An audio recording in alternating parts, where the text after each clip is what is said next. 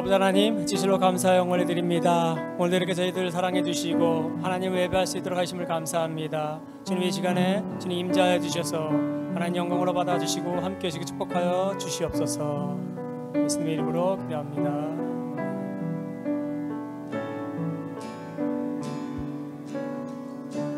주의 임재 앞에 잠잠해 주 여기 계시네. 와서 모두 구평연대 주 영광 드리고 순결하신 주님 거룩한 전전에 주의 임재 앞에 잠잠해 주 여기 계시네. 주의 영광 앞에 잠잠해 주의 빛 비치네.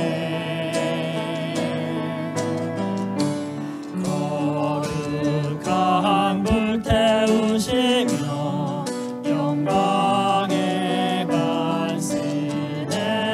주의 영광 앞에 주의 영광 앞에 잠잠해 주의 빛 비치네.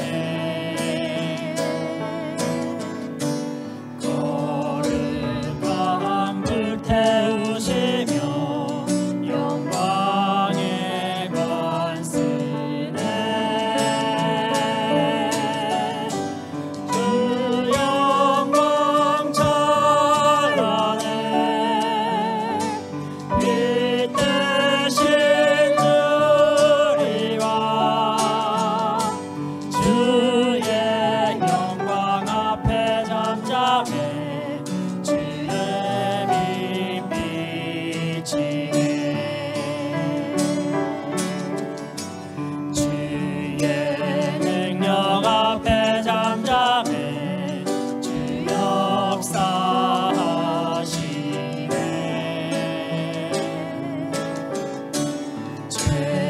죄사하고 치유하시니 놀라운 주네.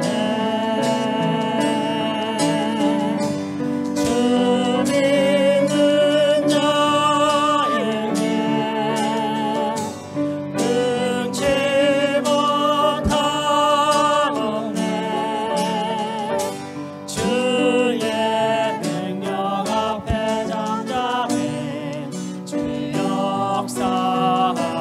역사하시네. 주 믿는 자에게 주 믿는 자에게 능치 못하오네. 주의 능력 앞에 잠잠해 주 역사하시. 주님의 성령 주님의 성령 지금 이곳에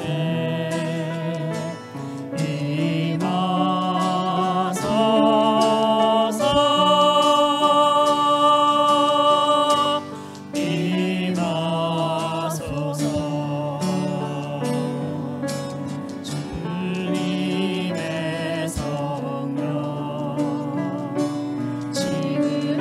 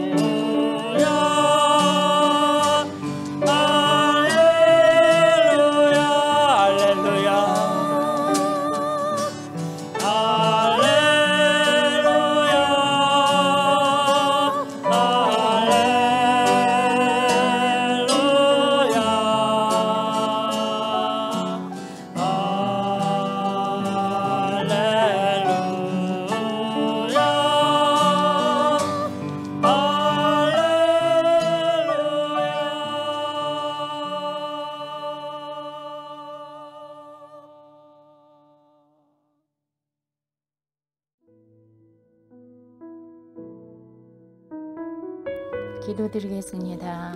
사랑과 은혜로 우리를 하나님의 자녀로 거듭나게 하신 하나님 아버지를 찬양합니다. 하나님 아버지, 우리 필그림 성도님들이 하나님 아버지를 많이 사랑합니다. 각자 계신 곳에서 이 시간 신령과 진정으로 참예배를 드릴 수 있도록 도우시는 성령님 감사합니다. 각 성도님들이 계신 곳에 충만히 임하소서. 우리 자신을 돌아보게 하소서. 깊은 영혼 속에 숨어있는 죄와 허물을 살피게 하소서. 하나님 아버지를 슬프게 한 모든 것을 이 시간 자백하게 하소서. 아버지의 보혈로 씻으소서. 정직하고 정결한 영으로 소생시켜 주셔서 하나님 아버지 감사합니다. 코로나로 경제와 건강의 위기, 가족 관계의 위기 등으로 아버지 자녀들의 삶에 황충이 몰려오고 가뭄으로 영혼이 메마르고 있음을 미련한 저희 눈이 내도 보이고 있습니다. 하지만 모든 것의 시작을 하시고 끝을 하시며 다스리고 경영하시며 결국은 모든 것을 연합시켜 선을 이루실 우리의 좋으신 하나님 아버지가 계셔서 감사합니다.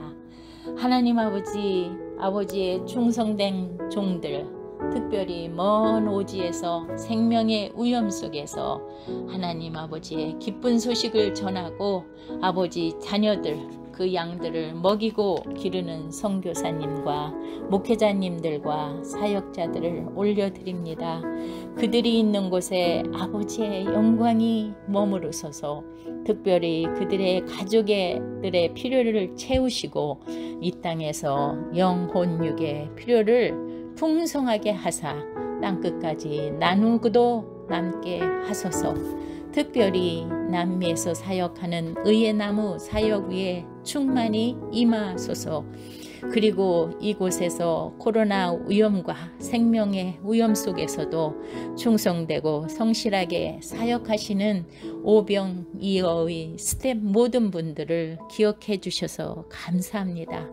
각자 가정에 묶여 있어 메마르기 쉬운 영혼들을 위해 신방을 하고 전화로 매일 묵상 신방을 하시고 온라인 예배를 준비하시는 필그림 교회와 온 세계의 사역자들을 주셔서 참으로 감사합니다. 그들의 교회와 가정 위에 큰 은혜와 복으로 함께 하소서. 그리고 온라인 찬양대를 준비하시는 모든 사역자들과 찬양대원 모든 성도님들 한 분 한 분들의 그들의 영혼이 잘되게 하여 주소서. 하나님 아버지, 이 시간 온 세계의 위정자들과 특별히 이스라엘, 우리가 사는 이곳 미국, 그리고 우리의 조국 대한민국의 위정자들이 지혜와 명철로 하나님을 경외하게 하소서.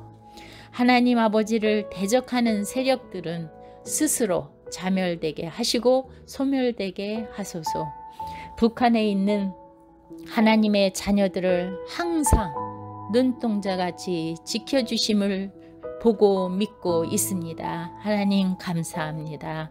하나님 아버지, 필그림 교회 성도님의 각 가정과 성도 한 분 한 분을 올려드립니다.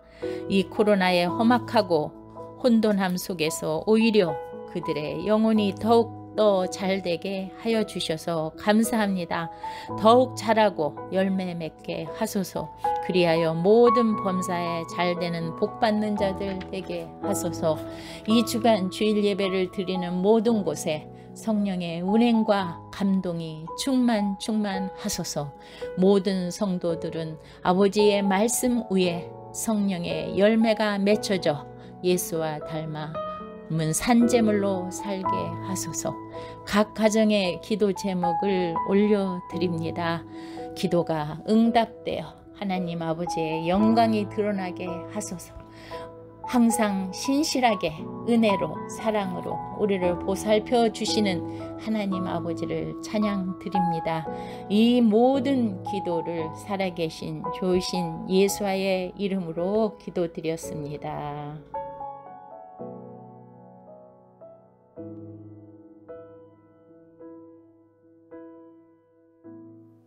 할렐루야. 우리 사랑하는 성도 여러분, 지난 일주일 동안도 평안하셨습니까? 우리가 오랜 시간 함께 모여 예배드리지 못하지만 우리가 이렇게 온라인 예배를 통해서 우리가 예배를 드림에도 불구하고 하나님의 은혜가 오늘 이 시간 우리 가운데 충만하기를 주님의 이름으로 축복합니다. 이 시간 우리가 살펴볼 말씀은 출애굽기 말씀이 되겠습니다. 출애굽기 3장 1절부터 10절까지 말씀을 보도록 하겠습니다. 제가 봉독해 드리도록 하겠습니다. 모세가 이드로의 양떼를 돌보고 있을 때 일입니다. 이드로는 미디안의 제사장이며 모세의 장인입니다. 모세는 광야의 서쪽으로 양떼를 몰고 갔습니다. 모세는 하나님의 산인 호렙산에 이르렀습니다. 그곳에서 여호와의 사자가 떨기나무의 불꽃 속에서 모세에게 나타났습니다. 그 나무는 불붙고 있었지만 타서 없어지지는 않았습니다. 그래서 모세는 가까이 가서 이 이상한 일을 살펴보아야 하겠다. 어떻게 나무에 불이 붙었는데 타지 않을 수 있을까 하고 말했습니다. 여호와께서 모세가 그 나무를 살펴보려고 올라오는 모습을 보셨습니다. 그래서 하나님께서는 나무 사이에서 모세야 모세야 하며 그를 부르셨습니다. 모세는 제가 여기 있습니다 하고 대답했습니다. 하나님께서 말씀하셨습니다. 더 가까이 오지 마라. 내 신발을 벗어라. 너는 지금 거룩한 땅 위에 서 있느니라.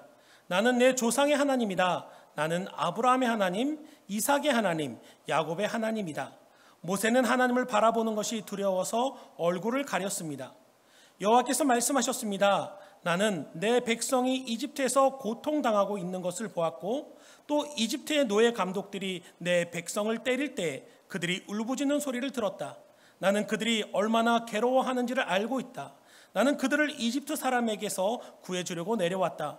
나는 그들을 그 땅에서 인도해내고 그들을 넓고도 좋은 땅으로 인도하여 갈 것이다.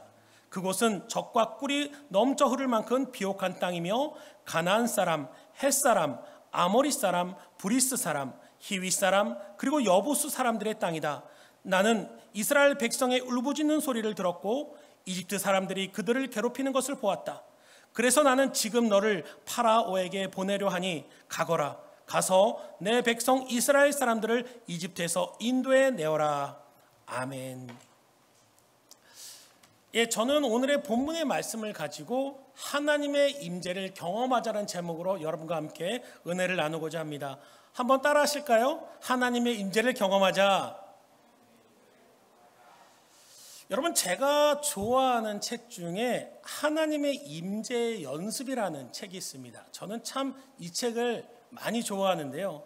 그래서 오늘 본문의 제목도 그 책의 이름을 약간 빌려서 하나님의 임재를 경험하자라고 잡아봤습니다.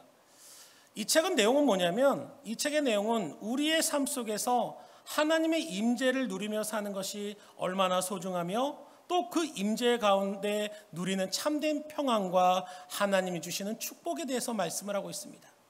그런데 제가 이 책에 대해서 큰 은혜를 받은 것은 뭐냐면 바로 이 책의 저자인 로렌스 형제 때문이었습니다. 그 형제의 직업은요, 수도원에서 가장 보이지 않는 곳, 바로 수도원 식당에서 주방에서 허드렛 일을 하는 사람들이었다라는 것입니다. 사람들 앞에서 고귀한 성직자가 아니었고 사람들을 가르치는 신학자도 아니었고 저명한 철학자나 정치인도 아니었습니다. 그저 그들은 식당에서 남들이 먹고 남은 그릇을 설거지하거나 또한 탁자를 닦는 정리하는 아무도 알아주지 않는 뒤에서 굳은 일을 하는 사람들이었다는 겁니다. 그런데 세상적으로 빛나지 않고 남들이 알아주지 않는 일이었지만 그들은 그곳에서 끊임없이 하나님의 임재를 갈급하게 됩니다. 설거지를 하면서 주방 식기를 닦으면서 또한 테이블을 닦으면서 청소를 하면서 그들은 끊임없이 그곳에서 하나님의 임재를 갈급해하며 하나님의 임재를 체험하기 위해 몸부림쳤다라는 것입니다.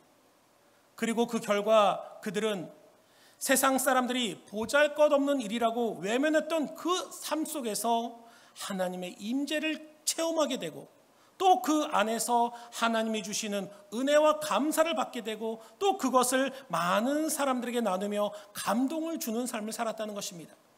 그래서 그 책의 뒷부분을 보면 훗날에 세상에서 잘난 사람들, 세상에서 인정받는 유명한 신학자, 철학자, 정치가들이 그들에게 찾아와서 그 주방에 찾아와서 설거지하는데 옆에 앉아서 그들에게 하나님의 말씀을 좀 들려달라고, 고견을 들려달라고 몇 시간씩 줄을 서고 있었다고 합니다. 여러분, 이처럼 우리의 삶에서 하나님의 임재를 경험하고 누리며 살아가는 것은 매우 중요합니다. 지금 나의 삶의 상황이나 위치보다, 지금의 문제보다 더 중요한 것은 무엇이냐면 바로 그 가운데 내가 하나님의 임재를 경험하며 살아가고 있느냐라는 거예요. 성경에 보면 야곱이라는 인물이 있습니다. 우리가 야곱 잘 아시죠? 유현희 집사님 잘 알고 계시죠? 네, 이 시간 우리 집사님 두 분이 저와 함께 영상 예배를 같이 준비하고 있습니다, 여러분. 그런데 여러분, 이 야곱이라는 인물 어떻습니까? 그는 젊은 시절에 온통 세상의 성공과 축복에 목말랐던 사람이었다라는 겁니다. 그는 당시 세상적인 기준으로 보면 성공할 요소가 전혀 1%도 없는 사람이었습니다. 쉽게 말해서 요즘 한국에서 금수저, 은수저, 흙수저 하는데 이 야곱은 흙수저조차 될 수 없는 아주 보잘것없는 성공을 가진, 성공 기준을 가진 사람이었다라는 거예요. 아버지의 축복을 물려받을 장자도 아니었고, 그렇다고 아버지의 사랑을 받는 아들도 아니었습니다. 또 그렇다고 형처럼 용맹해서 싸움을 잘하거나 사냥을 잘하는 사람도 아니었다라는 것입니다. 당시의 성공의 기준으로 보면 전혀 이 야곱은 보잘것없는 사람이었다라는 거예요. 그런데 그는 그런 자신의 처지에서도 성공하고 싶었습니다. 자신의 형편으로는 불가능했지만 그는 온 마음을 다해서, 온 노력을 다해서 출세하고 싶었고 인정받고 싶었던 사람이었어요. 그래서 온갖 수단과 방법을 가리지 않았습니다. 심지어 성공만 할 수 있다면 아버지, 어머니, 형조차 속이는 것을 서슴지 않았다는 것입니다. 그런데 어떻습니까? 결국 그는 자신이 그렇게 바라던 성공을 쫓다가 형 에서에게 도망치는 도망자, 광야에 쫓겨나는 신세가 되고 만다라는 겁니다. 그래서 저는 야곱의 이야기를 읽을 때마다요, 이 야곱의 모습 속에서 아직도 세상의 욕심과 허망한 것을, 그 미련을 못 버리는 저의 모습을 발견하곤 합니다. 그런데 여러분, 그렇게 세상의 출세만을 쫓다가 광야에서 비참하게 끝날 것 같았던 그 야곱의 인생에 드디어 하나님께서 그 비참한 상황에 떨어진 야곱에게 그 광야에 하나님이 야곱을 만나기 위해 찾아오신다라는 거예요. 근데 그 내용을 보면요, 창세기 28장 16절에 이렇게 야곱이 고백하는 말이 나와요. 야곱이 잠을 깨어 이르되 여호와께서 과연 여기 계시거늘 내가 알지 못하였도다라고 고백을 하게 돼요. 여러분, 여호와께서 여기 계시거늘 이 뜻이 무엇일까요, 여러분? 바로 이 의미는 뭐냐면 하나님은 언제나 늘 나와 함께 하셨다라는 거예요. 하나님은 모든 순간에 한순간도 빠짐없이 나와 함께 하셨는데 정작 내가 그 하나님을 깨닫지 못하며 살아갔었구나라는 그런 고백이라는 겁니다. 왜냐하면 내 생각, 내 마음, 내 노력이 온통 세상의 출세와 성공의 눈이 멀어서 그것만 쫓아보다가, 그것만 바라보다가 정작 나와 함께 하셨던 그 하나님, 그 하나님의 임재는 깨닫지 못하며 살아갔구나라는 그런 의미라는 것입니다. 그리고 결국에는 그 세상의 모든 험한 것을 다 잃어버리고 광야에 홀로 버려지는 그 순간, 그는 비로소 자기와 함께 하셨던 하나님을 깨닫게 됐다라는 것입니다. 세상만 바라보면, 세상의 욕심만 쫓게 되면, 그것만 목숨 걸고 달려갈 때는 하나님을 몰랐는데 정작 그 모든 것을 잃어버리고 광야에 홀로 쫓겨져서 남겨졌을 때 그는 비로소 하나님을 만나게 되고 하나님이 나와 함께 하셨다라는 고백을 했다라는 것입니다.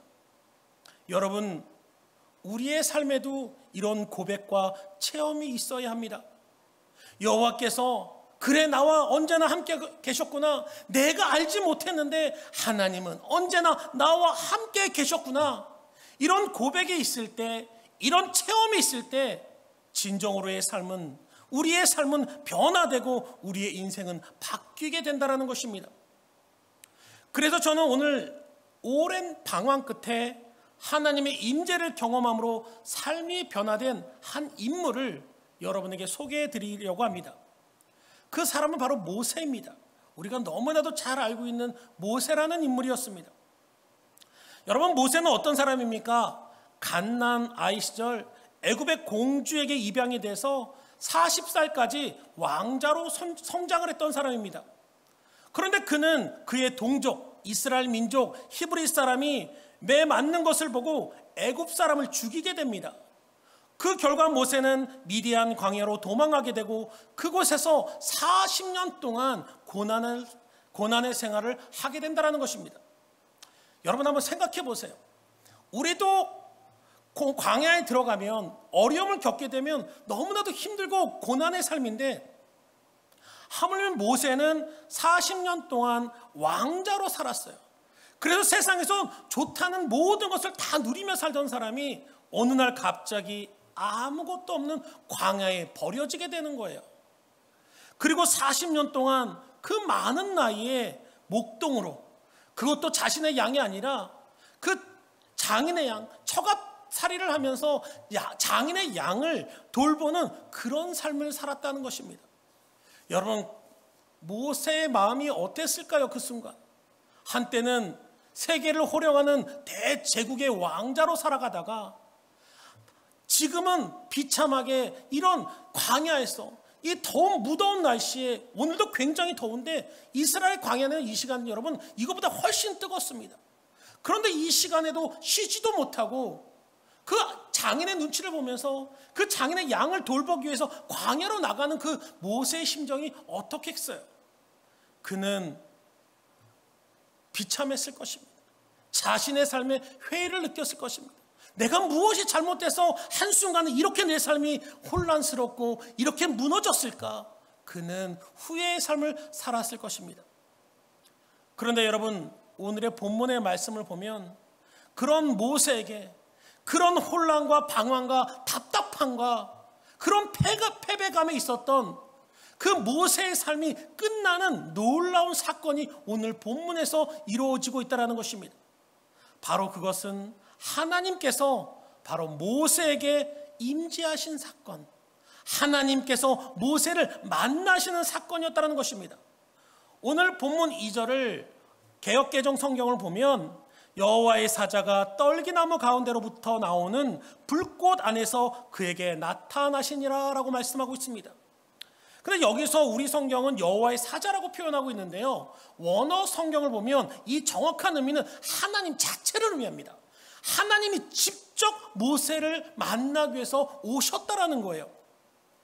그런데 여러분, 이 사건을 통해서 이제 모세가 하나님을 만나게 되는데, 우리가 보면 성경을 보면요, 이제 앞으로 하나님을 만난, 하나님의 임재를 경험한 모세의 삶을 보면요, 그의 삶은 그 전까지는 어떻습니까? 후회되고 낙심되고 왜 나는 이런 삶을 살아갈 수밖에 없을까? 그런 비참한 가운데 있던 그의 삶이 바로 이 오늘의 사건, 하나님을 만나는 그 사건 이후부터는 그의 삶이 희망이 생깁니다. 그리고 내가 이제 어떻게 살아가야 될지 그 삶의 확신을 가지고 살아가게 된다는 것입니다. 한마디로 걱정과 근심의 삶 가운데 그가 하나님의 임재를 경험하니까 그의 삶의 모든 근심 걱정이 사라지고 그의 삶에 참된 희망과 소망과 그 삶을 내가 왜 살아야 되는지 명확한 삶의 이유를 깨닫게 됐다는 것입니다. 여러분, 우리가 성경에서 모세가 이 하나님의 임재를 체험하기 전까지의 삶을 보면요, 모세도 나름대로 최선을 다하는 삶을 살았어요. 그가 게으른 삶을 살았던 게 아니에요. 나태한 삶을 살았던 것이 아니에요. 하나님을 만나기 전에도 그는 정말 열심히 최선을 다해서 살았던 사람입니다. 누구보다도 고통 속에 있던 자신의 민족, 히브리 민족을 사랑했습니다. 그런데 여러분, 문제는 뭐냐면요, 아무리 그가 좋은 생각, 좋은 목표를 가지고 살았어도 정말 중요한 것은 그의 삶에 하나님의 임재를 체험하며 살지 못했다라는 겁니다. 우리가 출애굽기 2장을 보면요, 모세가 자신의 민족 히브리 형제가 고난당하는, 고통당하는, 매질을 당하는 모습을 목격을 해요. 그래서 이 모세가 화가 납니다. 그래서 그 매질을 했던 애굽 사람을 죽이는 장면이 출애굽기 2장에 나와요. 그런데 여러분 우리가 2장을 자세히 읽어보면 12절에 이렇게 얘기를 합니다.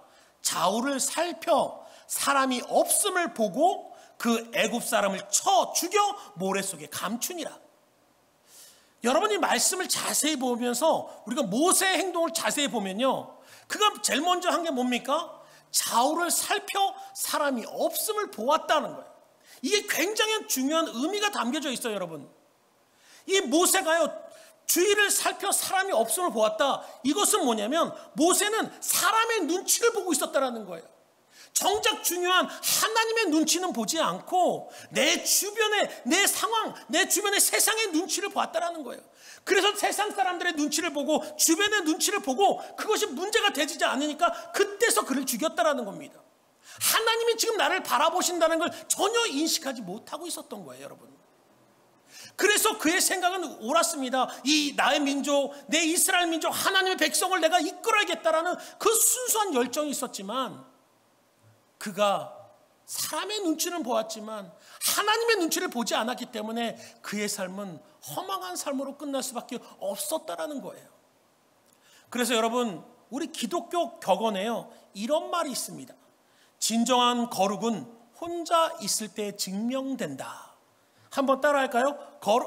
진정한 거룩은, 크게 하셔야죠. 진정한 거룩은 혼자 있을 때 증명된다.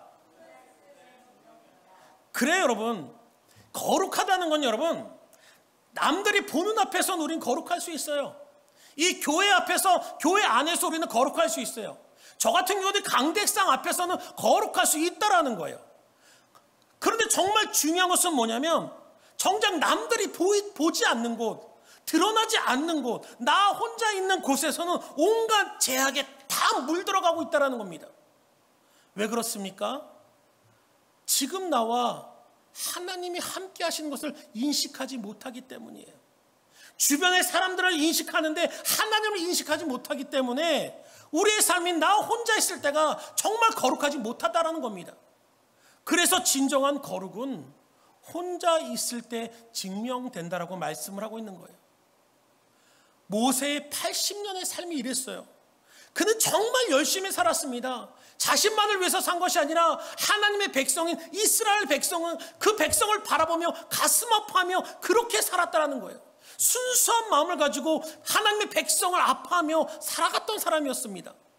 그리고 이스라엘 백성을 해방시키는 것, 그들을 이끌어 나가는 것이 하나님의 뜻임을 누구보다도 잘 알고 있었어요.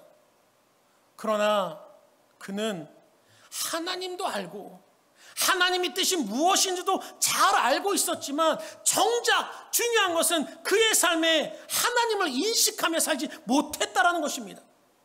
그렇기 때문에 자신의 생각과 방법대로 하나님의 뜻을 이루려 했고 결국에는 광야에서 자신의 삶을 한탄하며 걱정하며 근심 가운데 후회하는 삶을 살 수밖에 없었다라는 것입니다. 여러분, 뜻이 좋다고 다 좋은 것이 아닙니다. 계획이 좋다고 다 좋은 것이 아닙니다. 정말 중요한 것은 그 뜻과 계획 가운데 하나님의 임재가 함께 있어야 된다는 거예요. 아멘? 그렇습니다, 여러분. 우리가 아무리 좋은 생각을 하고 아무리 좋은 계획을 하고 아무리 좋은 일들을 추진해 나가도 정말 중요한 것은 그 일들 가운데, 나의 삶 가운데, 나의 환경 가운데, 나의 생활 가운데 하나님의 임재가 부어지고 역사해 나가야 된다는 거예요. 그래서 오늘 본문에서 비로소 모세는 그의 삶에 하나님의 임재를 체험하게 됩니다. 그리고 그 순간 모세는 마치 해가 뜨면 아침 안개가 싹 사라지는 것처럼 하나님을 만나는 그 순간 그가 그동안 고민하고 한탄했던 그 삶이, 그 답답함이 완전히 사라지고 하나님의 은혜 가운데 다시 일어설 수 있게 되었다는 것입니다. 여러분, 이처럼 하나님의 임재가 있으면 두려움이 사라집니다. 앞날에 대한 걱정과 근심, 답답함이 다 사라집니다. 여러분, 왜 그런지 아십니까? 바로 하나님의 임재를 경험하며 산다는 것은 바로 이제부터 내 삶이 하나님 통치 가운데 있고 하나님의 명령에 순종하며 산다라는 것을 의미하기 때문입니다. 제가 예전에 믿음이란 단어의 어원을 한번 설명드린 적이 있습니다. 그런데 이 믿음이란 단어에서요, 종교라는 단어가 나왔어요. 우리가 종교, 기독교 종교, 불교, 그런 종교라고 하잖아요. 이 종교라는 단어가 이 믿음이란 단어에서 나왔어요. 그래서 이 종교라는 단어의 어원도요, 무슨 뜻이냐면 묶는다라는 의미에서 나왔습니다. 그렇다면 여러분, 묶는다라는 뜻이 무엇일까요? 우리 이영희 집사님은 묶는 게 어떤 의미이신 것 같습니까? 예를 들어서요, 제 어렸을 때의 기억에 초등학교 때 한참 어렸을 때 그 학교에서 그 넓은 운동장에서 운동회를 하잖아요.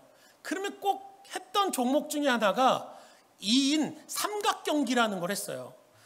그게 뭐냐면 두 사람이 발을 한쪽씩 이렇게 묶고 그리고 팔짱을 끼고 달리기 하는 그런 거였습니다. 두 사람이 한 발씩 묶고 팔짱 끼고 달리는 거예요. 그런데 여러분, 우리가 하나님을 믿는 것도요, 하나님의 임재 가운데 살아가는 것이 바로 이런 2인 삼각경기와 같은 거라는 거예요. 우리의 발을 묶는다는 뜻이 뭐냐면 바로 우리의 발을, 우리의 삶의 발을 하나님과 묶으라는 거예요. 그러면 어떻게 되겠어요, 여러분? 2인 삼각경기 해보셨습니까, 유집사님? 안 하셨으면 나중에 집에 가셔서 남편보다 꼭 한번 해보세요. 그리고 거실 한 바퀴만 뛰어보세요. 불편해요. 딱 다리를 묶고, 나 혼자 뛰기도 그런데 두 사람이 하면 굉장히 불편합니다. 그리고 또 어때요? 내 마음대로 하려다 보면 반드시 넘어질 수밖에 없어요. 내 뜻대로 가다가는 엎어지고 자빠지고 이길 수가 없습니다. 바로 하나님의 임재 가운데 산다는 것이 바로 이런 삶이에요. 이것이 하나님과 함께하는 삶이라는 겁니다. 불편할 수 있어요. 내 뜻대로 살아갈 수 없어요.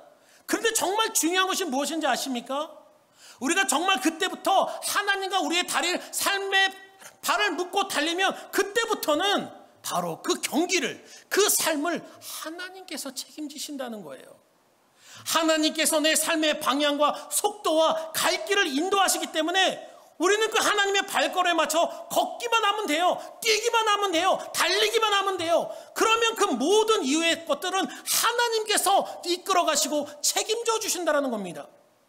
어떤 장애물이 나타나도, 고통의 웅덩이가 나타나도 하나님을 의지하면서 하나님과 보조를 맞춰가며 하나님이 가자고 하신 대로 우리가 순종하고 가게 되면 그 뒷일은 모두가 하나님께서 책임지시고 하나님께서 이끌어 가신다는 것입니다. 그래서 우리는 마음의 근심도 걱정도 두려움도 사라진다라는 거예요. 왜 그렇습니까? 바로 하나님이 내 삶을 책임져 주시기 때문이에요. 바로 이것이 하나님의 임재의 경험을 누리는 사람의 축복이라는 것입니다. 바로 모세가 그랬어요. 그래서 우리가 모세의 이야기를 보면요, 하나님의 임재를 이제 모세가 오늘 체험하게 됩니다. 그리고 하나님의 임재를 체험하고 하나님과 함께했던 그 이후의 기록들을 성경을 통해서 보면 하나님은 딱 규칙이 있어요. 하나님은 말씀하시고 모세는 그 말씀에 반응하고 순종해요.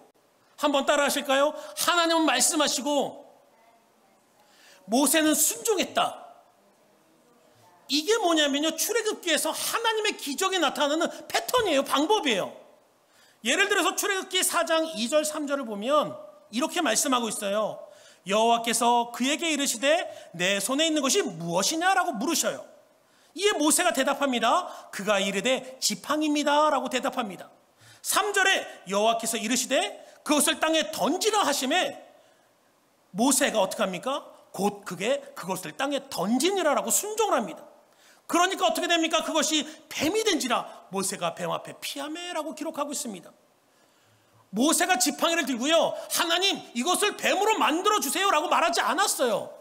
이것은 뭐냐면 하나님이 명령하시고 모세는 그 말씀에 전적으로 반응하고 순종했다는 것입니다. 바로 그럴 때 하나님의 기적과 하나님의 능력이 나타났다는 것입니다. 이것이 출애굽기를 여러분 자세히 한번 읽어보시면, 오늘 집에 가시면요, 다 집에 계시는군요. 그렇죠? 일주일 동안요, 여러분 출애굽기를 한번 쫙 읽어보세요. 그러면 이 패턴이에요. 하나님의 기적이 일어나기 전에 하나님께서 모세에게 명령하십니다. 그럼 모세는 그 말씀에 순종하며 반응을 해요. 그러면 그곳에 하나님의 역사가 일어났다는 것입니다. 여러분 기억하시기 바랍니다. 하나님의 능력은요, 하나님의 기적은, 하나님의 축복은 순종에서 시작됩니다. 내가 이렇게 하면, 하나님 이렇게 할 때니 이렇게 도와주세요 할 때 하나님의 기적이 나타나는 것이 아니라, 내가 하나님 이렇게 하는 것이 옳으니 하나님 이건데 부어주세요 하며 하나님의 충만한 은혜가 부어지는 것이 아니라, 하나님 말씀 안에 하나님의 임재 가운데서 그 말씀에 순종할 때 하나님의 기적은, 하나님의 능력은, 하나님의 역사는 일어난다는 것입니다. 이것이 바로 하나님의 임재 가운데 살아가는 믿음의 성도의 삶의 모습이라는 것입니다. 여러분, 우리가 출애굽기를 읽으면요, 하나님이 인도하시는 그 과정 가운데 이스라엘 백성을 그 40년 광야 가운데 이끌으시는데 그냥 순탄했던 것이 아니에요. 그 가운데서, 그 과정 가운데 문제가 생겨요. 어려움이 닥칩니다. 그런데 놀라운 것은 무엇이냐면 여러분, 그 문제 앞에서 하나님과 함께하는 그 모세가요, 예전 같았으면 어떻겠어요? 이 문제를 어떻게 해결하면 좋을까? 이 어려운 일을 어떻게 하면 이겨나갈 수 있을까? 고민하고 근심할 텐데, 그 이후부터는 모세는 전혀 근심과 걱정을 하지 않는다라는 것입니다. 하나님의 임재를 경험하지 못했을 때는 걱정하고 낙심했지만, 하나님의 임재를 경험함부터 그 모세의 삶은 문제가 아니었다라는 것입니다. 왜 그렇습니까, 여러분? 하나님이 인도하심을, 하나님이 책임지심을, 하나님이 함께 하심을 그는 알고 있었기 때문이었습니다. 그래서 민수기 12장 3절을 보니까요, 모세의 온유함이 온 지면 사람보다 승하더라라고 기록하고 있어요. 여러분, 여기서 온유란, 모세가 굉장히 세상의 모든 사람들 중에 가장 온유했다는 뜻이에요. 이 온유란 뜻은 보니까요, 여러분, 이 뜻은 뭐 착하다, 마음이 좋은 사람이다, 그런 뜻이 아니에요. 이 온유라는 단어의 어원은 대답하다라는 뜻에서 나왔습니다. 그리고 이 대답하다는 뜻은 뭐냐면, 주인이 부르면 종이 대답한다, 그런 뜻이에요. 즉 이 뜻은 뭐냐면, 주인이 이제 무슨 일이 생겨서 종을 부릅니다. 그리고 종에게 개똥아 일로 와봐 이렇게 하면 종이 어떻습니까? 내 주인님하고 달려가지요. 네 하면서 대답하면서 달려가서 그 주인의 명령에 순종하는, 그 명령을 따르는 그 모습에서 온유하다라는 단어가 나왔다라는 거예요. 여러분, 바로 모세가 그랬다라는 것입니다. 하나님이 말씀하시면 모세는 내 하나님하고 그 앞에 달려가서 그 자신의 판단이 아니라 하나님 말씀에 절대적으로 순종했다라는 것이에요. 여러분 생각해 보세요. 그 홍해가 갈라지는 사건만 봐도요, 그 홍해가 엄청난 깊은 바다예요. 제가 직접 가보니까요, 그 여러 가지 통로가 있는데 제가 간 곳은 굉장히 엄청난 바다예요.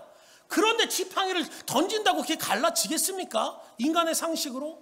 될까 안 될까 고민하는데, 모세를 보세요. 그는 고민하지 않습니다. 걱정하지 않습니다. 인간의 생각으로 판단하지 않아요. 될까 안 될까 자신의 생각이 아니라 하나님의 말씀이니까, 하나님의 명령이니까 그는 아멘하며 순종했을 때 홍해가 갈라지는 기적이 나타났다는 것입니다. 바로 그 순종이 그를 승하게 했고, 그 승함을 통해서, 그 온유함을 통해서 하나님의 능력과 기적이 그를 통해서 하나님의 뜻을 이루는 하나님의 능력의 종으로 만들어졌다는 것입니다. 그래서 성경은 그가 하나님 앞에서 가장 온유한 자였다라고 말씀하고 있습니다. 저는 바라기는 우리 모두가 하나님 앞에서 이런 온유한 자가 되기를 바랍니다. 우리가 이 세상을 살아가면서 정말 중요한 것은 바로 하나님 앞에 온유한 자가 될 수 있어야 된다는 것입니다. 바로 우리가 모세처럼 이런 온유한 자가 될 수 있을 때, 이런 온유한 삶을 살아갈 수만 있다면 그 삶은 하나님이 책임지신다는 거예요. 하나님이 역사하시고 하나님의 능력이 그 삶 가운데 나타난다는 것입니다.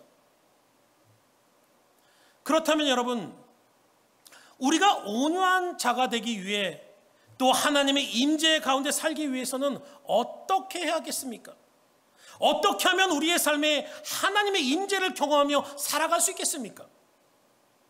그것은 아주 간단합니다. 바로 그 시작은 기도의 삶이라는 겁니다.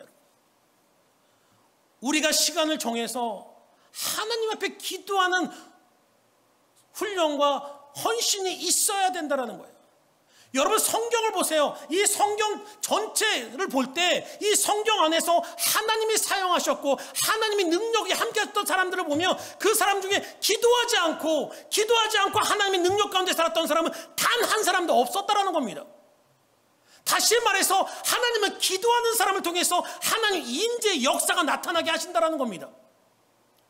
그러므로 여러분 정말 우리가 하나님의 임재를 경험하기 원한다면, 나의 삶 속에 성령이 충만함을 체험하기 원하신다면 기도 시간을 정하고 기도하는 훈련을 여러분 갖기 바랍니다.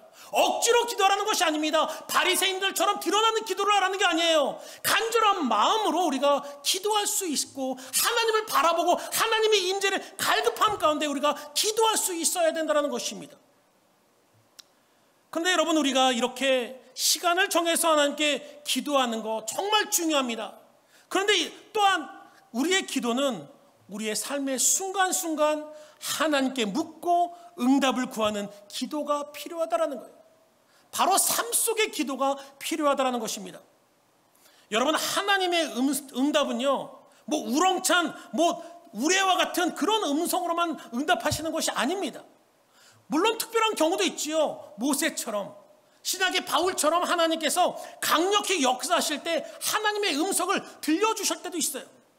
그런데 대부분 우리의 삶에서 들려오는 하나님의 음성은 바로 성령님께서 우리의 마음을 통해서 말씀하신다는 겁니다. 여러분 우리가 기도할 때 기도 가운데 문득 떠오르는 생각들이 있어요. 그리고 또 일을 하다가 생활을 하다가 하나님에 대해서, 예수님에 대해서, 성령님에 대해서 생각하다가 문득 드는 그런 생각들이 있습니다. 여러분 있지 않습니까?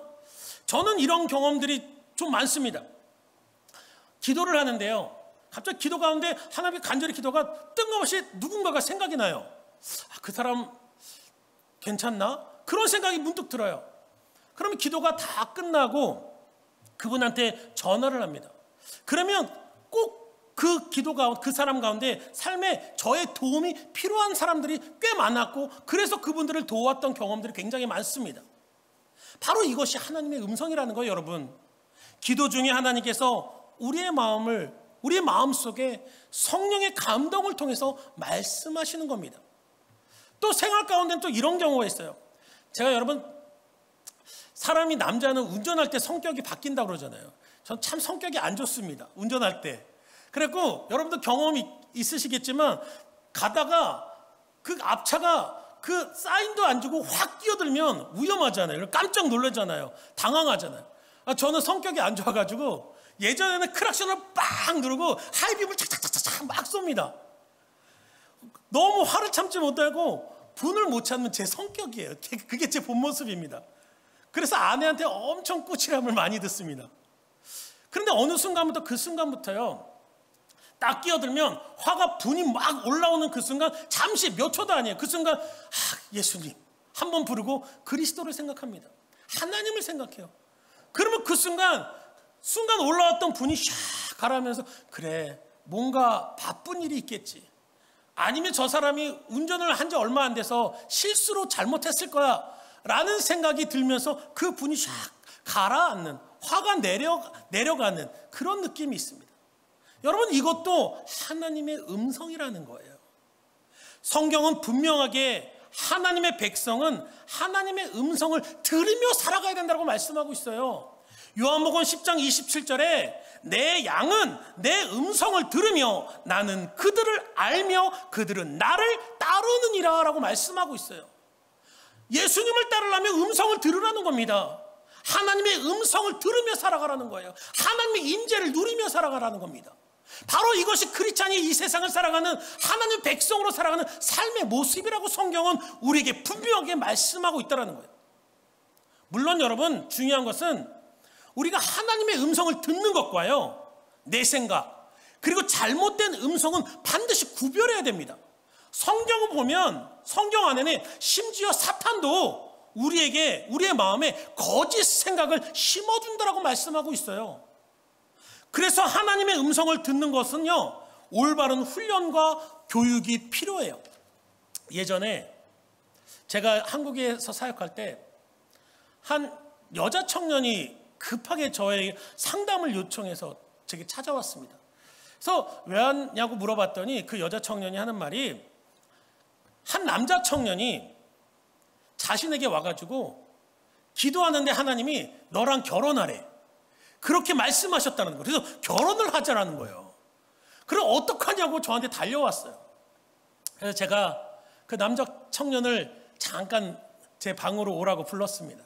그럼 제가 여러분 뭐라고 했을까요? 야 이놈아! 하고 혼냈을까요? 안 그랬어요. 뭐랬냐면, 너에게 하나님께서 그렇게 말씀하셨다면 하나님께서는 이 자매에게도 똑같이 말씀하실 거다. 그러니 이 자매가 그 음성을 들을 때까지 가서 기다려라, 그렇게 얘기해 줬어요. 그러니까 그 남자 청년이 할 말이 없죠. 돌아갔어요. 훗날 어떻게 됐을까요, 여러분? 이 두 청년이 지금은 각자 다른 사람과 결혼해서 잘 살고 있습니다. 이처럼 우리는 여러분, 하나님의 음성을 듣는 훈련은 굉장히 중요하지만 또 중요한 것은 무엇이냐면, 그것을 분별할 수 있는 훈련과 지혜가 함께 있어야 된다는 거예요. 그래서 기도만 하는 것이 아니라 말씀을 우리는 매일 묵상하는 삶을 살아야 된다는 겁니다. 우리가 목사님들이, 믿음의 선조들이 기도와 말씀을 강조하는 이유가 바로 거기에 있는 겁니다. 하나님의 임재 가운데 살아가라는 거예요. 기도 가운데 하나님의 임재, 하나님의 음성을 듣고 하나님의 임재 가운데 살아가면서 말씀을 통해서 그것을 올바로 분별할 수 있어야 된다는 것입니다. 목회자가 우리가 왜 필요합니까, 여러분? 그냥 주일날 설교만 할 거면 왜 필요합니까? 그냥 수많은 교회 영상 예배를 통해서 이 교회 목사님 설교 잘하는데 이 교회 목사님 그 설교 들으면 되지요.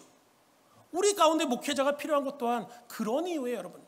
우리가 하나님의 임재 가운데 살아갈 때, 말씀을 묵상해서 우리가 이해되지 않을 때 그것을 통해서 목회자와 함께 그 뜻을 헤아리고 분별할 수 있는 훈련과 노력이 필요하다는 것입니다. 그래서 한국에 제가 참 좋아하는 목사님인데, 선한 목자교회 유기성 목사님이란 분이 계세요. 근데 목사님께서는 성도들에게 하나님의 임재의 삶을 살기 위해서 예수 동행 일기 쓰기를 권하십니다. 날마다 예수 동행 일기를 쓰래요. 저는 이것이 성도의 신앙 성장과 하나님의 임재의 삶을 위해서 반드시 필요한 훈련이라고 생각을 합니다. 여러분 중에 신앙생활을 지금까지 하면서 나는 아직도 하나님의 임재 가운데 살지 못하는 것 같다, 하나님이 나의 삶 속에 하시는 것, 함께 하신다는 것을 내가 확신하지 못한다, 그런다면 여러분 꼭 이 예수 동행일기를 써보시기 바랍니다. 오늘 하루의 삶 가운데, 그리고 우리가 기도 가운데 순간순간 하나님께서 내 마음속에 주시는 그 하나님의 생각과 마음과, 그리고 내가 그것을 어떻게 실천했는지 그거를 글로 꼭 써보시기 바라요. 그러면 여러분 일주일 동안 써보시고 그 다음 주에 그것을 꼭 한번 다시 읽어보시기 바랍니다. 그렇게 되면 그 순간 우리는 이 야곱처럼 고백할 거예요. 그동안은 나 혼자인 줄 알았는데 하나님이 언제나 늘 나와 함께 하셨구나라는 것을 고백하시게 될 것입니다. 또 모세처럼, 하나님 앞에 온유했던 그 모세처럼 우리의 삶이 하나님 앞에 순종하는 삶으로 조금씩 변화될 줄로 믿습니다. 여러분 오늘 본문 11절을 보면요, 모세가 이렇게 얘기를 하고 있어요. 모세가 하나님께 아뢰되 내가 누구기에 바로에게 가며 이스라엘 자손을 애굽에서 인도하여 내리까라고 얘기를 합니다.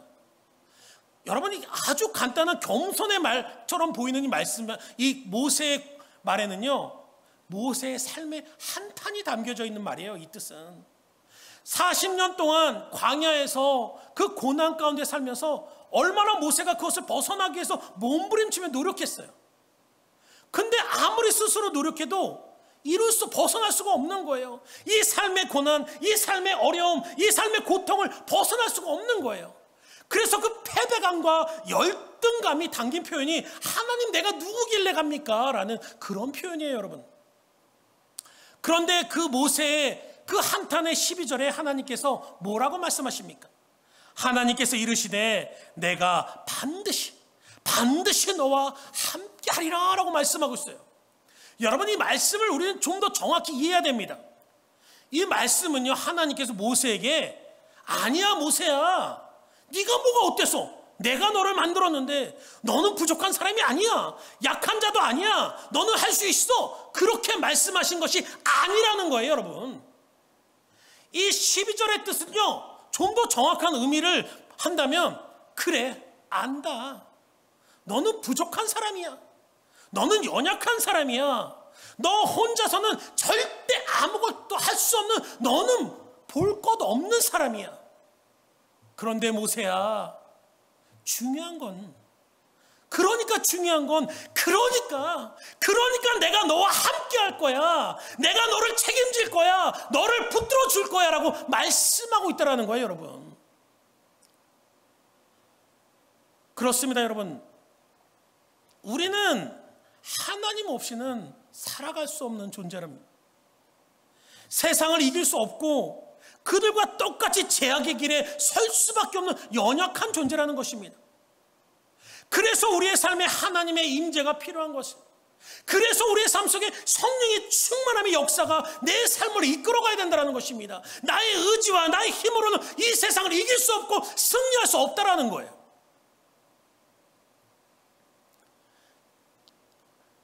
(20년) 전에 2000년 8월 12일, 오늘이 며칠이죠?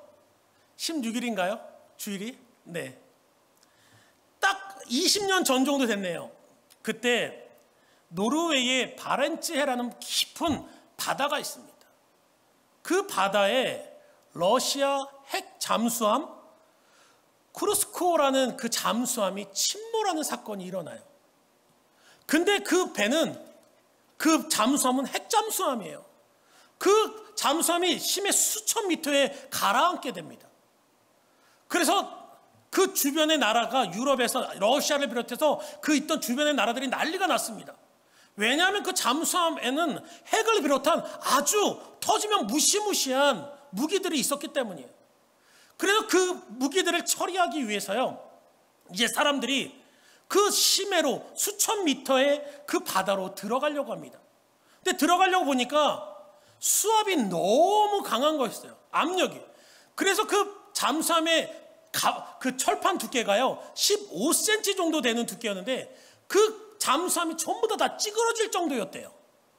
그러니까 그것을 들어가기 위해서 사람들, 과학자들이 어떻게 했냐면, 무려 30cm 되는 강철을, 강판에다가 두께가 30cm 되는데, 이 압력을 받지 못하게 골고루 받기 위해서 원통으로, 그 30cm 강판으로 원통으로 공처럼 만들어서 그 안에 사람이 들어가서 그 수천 미터 해저로 사람들이 내려갑니다. 그러면서도 두려운 거예요. 혹시나 그 수압에 이 철판이 조금이라도 찌그러지면, 그 원형이, 그 공이 조금이라도 휘면 바로 그 수압에 눌려서 찌그러 다 죽으니까 두려운 마음으로, 걱정된 마음으로 그 깊은 바닷속에 내려갑니다. 근데 그들이 그 잠수함까지 딱 이르렀더니 그 잠수함도 몰골이 다 찌그러져 가지고 꾸깃꾸깃 돼 있는 거예요. 근데 그 순간 그 바다에 내려갔던 과학자들이 깜짝 놀라는 모습을 하나 봅니다. 뭘까요, 여러분? 그 수심 깊은 곳에, 수천 미터 그 바닷속에 아주 여리띠열한 물고기가 자유롭게, 여유롭게 헤엄을 치고 있는 모습을 봐요. 자기들은 30cm가 되는 강판이, 그것도 눌릴까봐 벌벌벌 떨고 있는데, 그 약한 그 물고기는 거기서 마음 놓고 수영을 하면서 헤엄을 치면서 거닐고 있다는 거예요. 왜였을까요, 여러분? 강철보다 그 물고기가 강하겠습니까? 아니에요. 이유는 딱 하나입니다.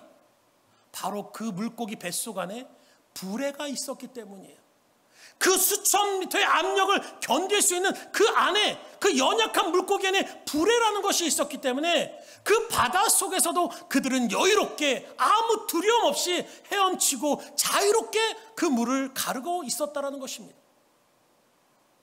바로 크리스찬의 삶이 이와 같습니다. 여러분, 우리가 이 세상을 살아가는 것은요, 바로 이 수천 미터의 수압과 같은 그런 압력 속에서 살아갈 수 있어요. 세상의 엄청난 문제와 걱정과 태산과 같은 근심 걱정이 우리에게 몰아쳐올 수가 있다는 겁니다. 그런데 중요한 것은 바로 우리 안에는 우리 겉모습이 강한 것이 아니라 바로 우리 안에는, 내 안에는 하나님이 계시기 때문에, 예수 그리스도가 함께 하시기 때문에 우리는 그것을 이기며 걱정하지 않고 근심하지 않고 승리하며 나갈 수 있는 이유가 바로 우리 안에 예수 그리스도가 계시기 때문이라는 겁니다. 여러분, 우리는 그것을 잊지 말아야 됩니다. 여러분, 세상적인 기준, 우리가 무엇이 간데, 내가 무엇이 간데 세상에 밀려오는 그 문제를 이겨나갈 수가 있겠습니까? 전 세계적으로 닥친 이 코로나19의 이 공포를 어떻게 이겨나가고 이 두려움을 어떻게 이겨나갈 수 있겠습니까? 못해요, 여러분. 그런데 할 수 있습니다. 왜요? 그 수천 미터의 물고기 안에 불에가 있는 것처럼 저와 여러분 안에는 예수 그리스도께서 살아계시기 때문이에요. 내가 하는 것이 아니라 예수께서 하시기 때문에, 하나님께서 하시기 때문에 우리는 이겨나갈 수 있다는 것입니다. 아무리 코로나19이 아무리 공포스럽고 두려울지라도 내 안에 하나님이 함께 하시면 우리는 이것을 이겨나갈 수 있습니다. 승리할 수 있습니다. 이 팬데믹 상황이 끝나는 그 순간 우리는 하나님께 영광을 돌리며 살아갈 수 있다는 겁니다. 그러면 여러분, 우리는 이 순간 우리의 삶 속에서 이 하나님의 임재를 체험하고 경험하며 살아갈 수 있어야 된다는 것입니다. 그래서 저는 여러분에게 이번 주에 그냥 오늘 말씀 한번 듣고 아멘하고 끝나는 것이 아니라 학교 선생님처럼, 저희 아이들이 이번 주에 개학을 했어요. 온라인 수업을 하는데 애들이 머리를 막 굴쩍굴쩍해요. 왜 그랬더니 수업만 들으면 좋은데 숙제를 준대요. 거기서 아이디어를 얻었습니다. 그래, 나도 성도님들께 숙제를 드려야겠다. 예배를 끄시는 분 계시지 않길 바랍니다. 그 숙제가 뭐냐면, 여러분 이번 일주일 동안 예수 동행 일기를 한번 써보세요.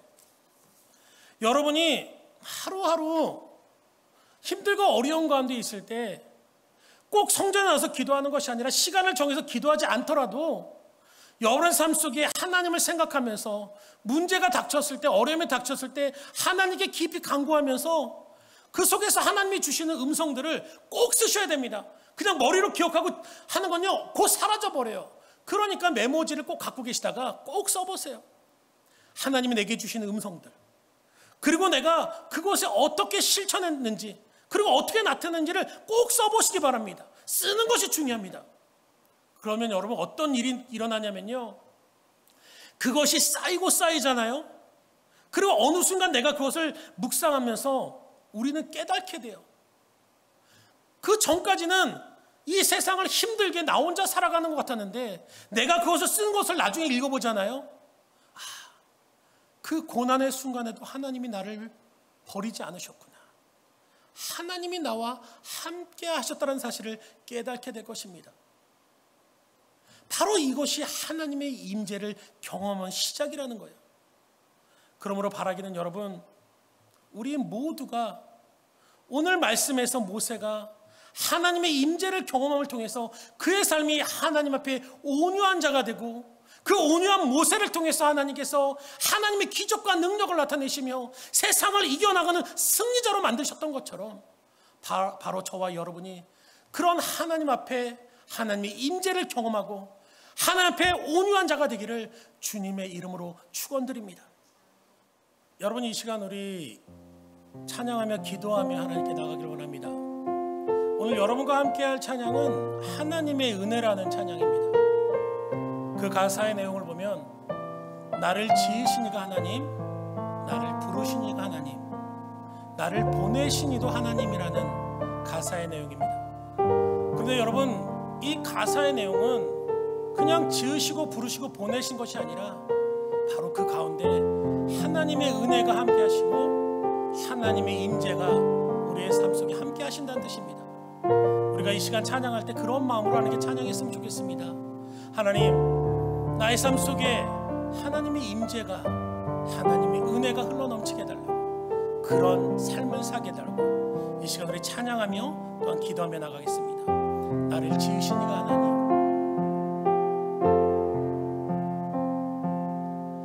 나를 지으신 이가 하나님, 나를 부르신 이가 하나님, 나를 보내신 이도 하나님, 나의 나 된 것은 다 하나님 은혜라. 나의 달려갈 길 다 가도록, 나의 마지막으로 다 하도록, 나로 그 십자가 품게 하시니, 나의 나 된 것은 다 하나님 은혜라.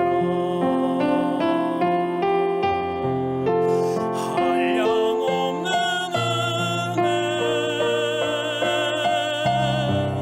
갚을 길 없는 은혜, 내 삶을 애워싸는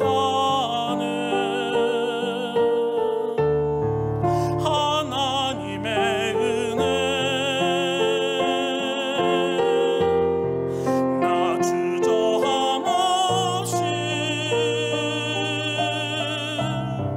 그 땅을 밟은 동안 나를 붙드시는 하나님의 은혜. 이 시간 우리 그 하나님께 나가며 기도합시다. 나를 지으신 하나님, 나를 부르신 하나님, 하나님 그 안에서 우리가 살아가게 해달라고, 그 은혜 가운데 살아가게 해달라고 이 시간 우리 다 같이 하나님 앞에 간절한 마음으로 기도하겠습니다. 하나님, 그렇습니다. 하나님, 나를 지으신 이도 하나님이시고 나를 부르신 이도 하나님이십니다. 또한 나를 이 땅에 보내신 이도 하나님이심을 이 시간 우리가 고백합니다. 하나님, 우리가 이 세상을 살아가면서 하나님 참 많은 어려움과 문제와 고난 가운데 살아갔지만 하나님 그 가운데 하나님 우리가 하나님의 임재를 구합니다. 하나님의 은혜를 구합니다. 하나님, 우리가 이 세상을 이겨나갈 수 있는 것은 나의 힘, 나의 의지, 나의 노력으로 되는 것이 아닙니다. 하나님, 오히려 나는 부족함을 이 시간 고백합니다. 하나님, 우리의 연약함을 고백합니다. 그래서 하나님, 우리가 이 세상을 살아갈 때 하나님의 임재를 구합니다. 하나님의 인도하심을 구합니다. 하나님, 날마다 우리가 숨쉬는 그 순간순간마다 하나님의 인도하심과 하나님의 임재를 구합니다. 하나님, 우리가 그 삶을 살아갈 수 있도록 인도하여 주시옵소서. 우리의 삶 속에 하나님이 부어주시는 그 성령의 충만함이 하나님 나의 삶 속에, 우리의 가정 속에 이 고난과 문제와 어려움 가운데 하나님 부어져 주시게 하시고 승리케 하시며 하나님 내 가운데 살아갈 수 있도록 하나님 역사하여 주시옵소서. 주님의 은혜를 구합니다. 하나님, 이 시간 우리 가운데 역사하여 주시옵소서. 하나님의 임재가, 하나님의 은혜가 이 시간 우리 가운데 부어지고 채워지고 넘칠 수 있도록 하나님 은혜 더하여 주시옵소서. 하나님의 은혜를 구합니다. 하나님 축복하여 주시옵소서.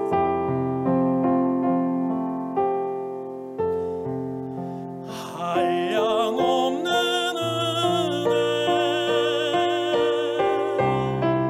갚을 수 없는 은혜,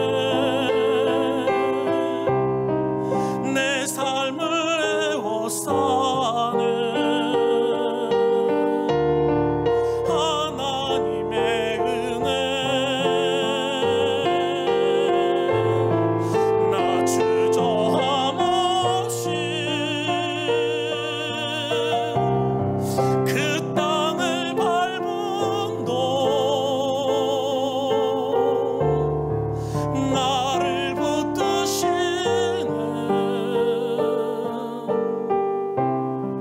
하나님의 은혜.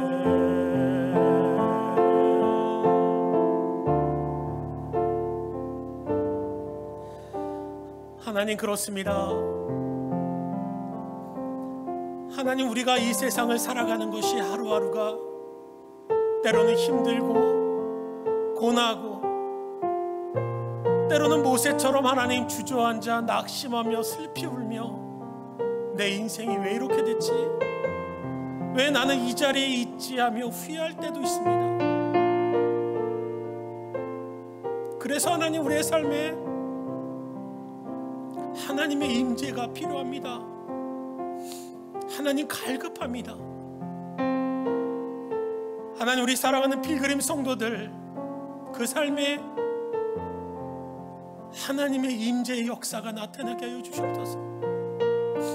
우리의 삶의 문제 앞에,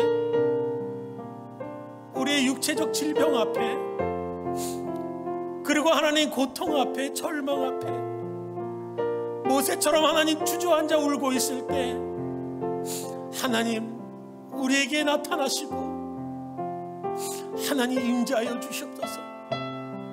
그래서 하나님, 우리가 모세처럼 온유한 자가 되게 하여 주셔서 하나님, 우리에게도 하나님 말씀하시면 그 말씀에 반응하고 순종하는, 그래서 우리의 삶에 하나님의 기적이 나타나고 능력이 나타나고 하나님의 뜻이 나를 통해서 이루어지는 하나님의 그 기쁨을 우리도 누리며 살아갈 수 있도록 하나님 인도하여 주시옵소서. 우리 사랑하는 성도들, 하나님, 지금은 하나님 이 코로나 19로 대해서 많이 힘들어하고 있지만 하나님, 그럼에도 불구하고 아무리 세상에 어떤 어려움도 하나님의 임재를 막을 수 없는 것처럼 하나님, 우리가 하나님의 임재 가운데 그 부어주시는 은혜를 누리며 살아갈 수 있도록 하나님 인도하여 주시옵소서. 하나님, 감사를 드립니다. 어떤 순간에도 나와 함께 하시는 그 하나님, 그 하나님을 찬양하며 영광을 돌립니다. 예수님의 이름으로 기도합니다. 아멘.